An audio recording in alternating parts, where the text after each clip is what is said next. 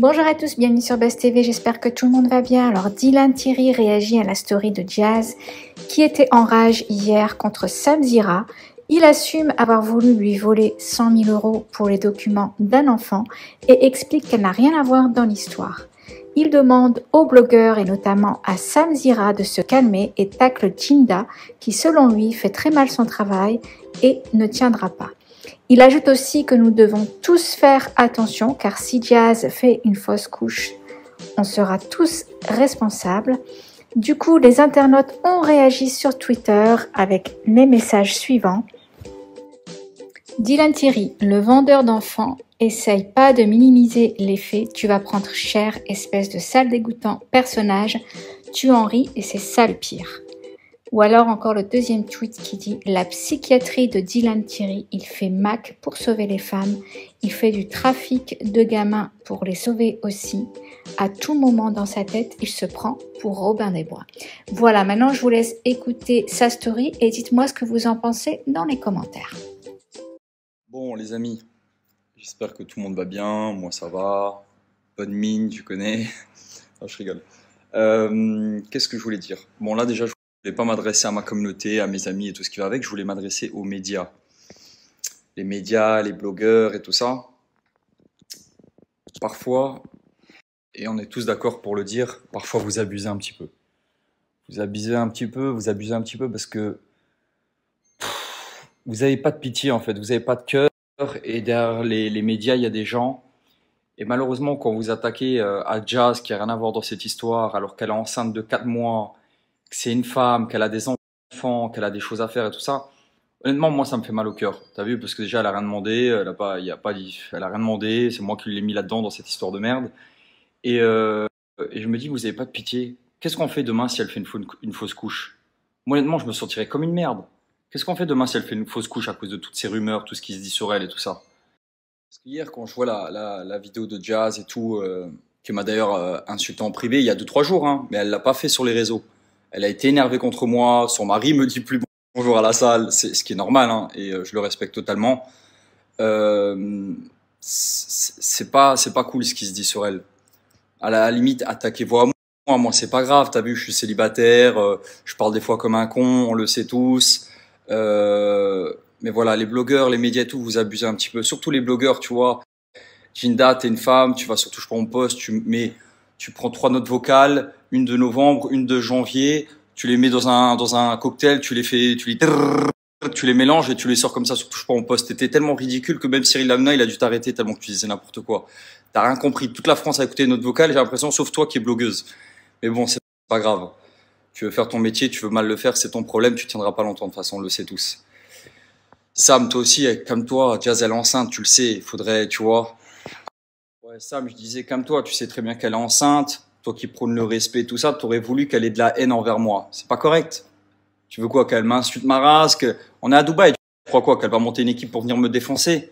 Et encore une fois, j'ai voulu lui prendre 100 000 €. Oui, Dylan Thierry a voulu prendre 100 000 € à Jazz pour des documents. Parce que j'aurais passé 3 semaines de ma vie à faire des documents avec elle. Je l'ai pas fait, mais j'ai eu la pensée. C'est grave. Mais encore une fois, il n'y a pas mort d'homme. Elle le sait. Elle le sait. C'est pour ça que, médiatiquement parlant, quand elle prend la parole, vis-à-vis de tout le monde, elle attise pas la haine sur moi. Et moi, je vais même lui remercier. Je te remercie d'ailleurs pour ça, Jazz. Il n'y a pas de souci. Aujourd'hui, elle est fâchée et c'est normal. Et quand elle veut insulter Sam Zira, la sorcière et tout ça, c'est normal. Elle a les hormones, elle est enceinte.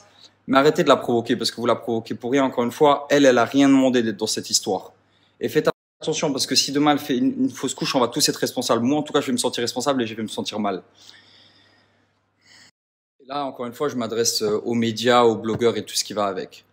Regardez ce que vous avez fait à Poupette. Poupette qui était en larmes, vous lui avez pris ses enfants. Ce que vous avez fait à Mila. Elle accouche, elle passe la plus belle journée de sa vie, vous faites croire qu'elle n'est pas enceinte. Genre, elle n'est pas enceinte, l'enfant, je sais pas où elle l'a eu. Jazz, elle a rien à voir dans cette histoire, elle est enceinte, vous la blâmez, vous la faites pleurer, tout ça. Sarah Frézou qui a voulu se suicider, tout ça c'est à cause des médias parce que vous êtes méchants.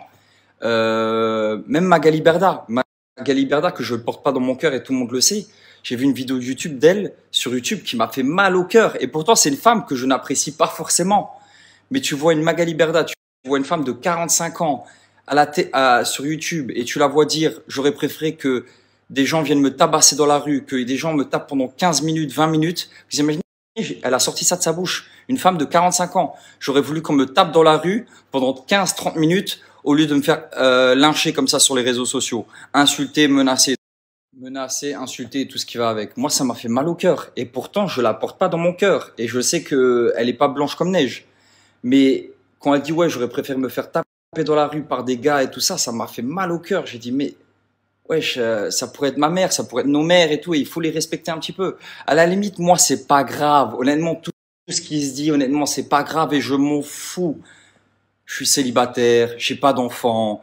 Le seul truc où vraiment ça m'énerve, les gars, et je parle pour les médias, c'est que vous faites du mal au cœur à ma mère. Et maman, sache une chose, c'est que ton fils, il est fort, ça l'atteint pas du tout. Toi et moi, maman, on se connaît. Ma communauté, ils savent, je reçois plein de messages de soutien. Parce que les gens sont pas cons, ils savent qu'ils veulent me faire, ils veulent me détruire à tout prix. Mais maman, tu t'inquiètes pas, ton fils il va bien. Je suis à Dubaï, je vais aller au sport, je vais aller m'entraîner. Après, je vais aller à la plage bronzer tranquillement. Mais t'inquiète, maman, ça va pour moi. Mais faites attention un petit peu à ce que vous dites, parce que derrière, il y a des femmes, il y a des mères de famille et vous faites mal au cœur aux gens. Quand j'ai parlé par exemple du business avec Mime, qui était bien évidemment des notes vocales privées, il y a une façon de parler des femmes et tout ça. Et même moi, je dois me remettre en question. D'ailleurs là, c'est vendredi, on va à la mosquée et on va demander à Allah qu'il nous pardonne nos péchés. Personne n'est parfait. La porte est ouverte à tous les musulmans, peu importe les péchés que vous avez commis. Et de se repentir, c'est très important. Et surtout de demander pardon à Allah et de faire de nous une personne meilleure.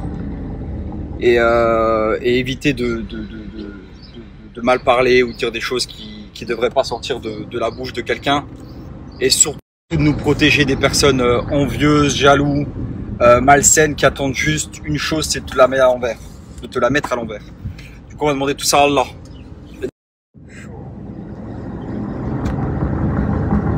Et en tout cas, la Oumma, merci pour tous vos messages, vraiment du fond du cœur. Je m'attendais tellement à me faire insulter dans tous les sens. C'est ce qui se fait sur les médias. Mais en message privé, je suis touché. Je suis touché. Et pour mes frères, n'oublie pas d'aller à la mosquée. C'est obligatoire vendredi. Le rappel profite aux croyants. Et moi, c'est des imams qui m'ont dit, écoute Dylan, des imams très connus en France qui m'ont contacté. Ils m'ont dit, écoute, ça va mon frère, tu vas bien.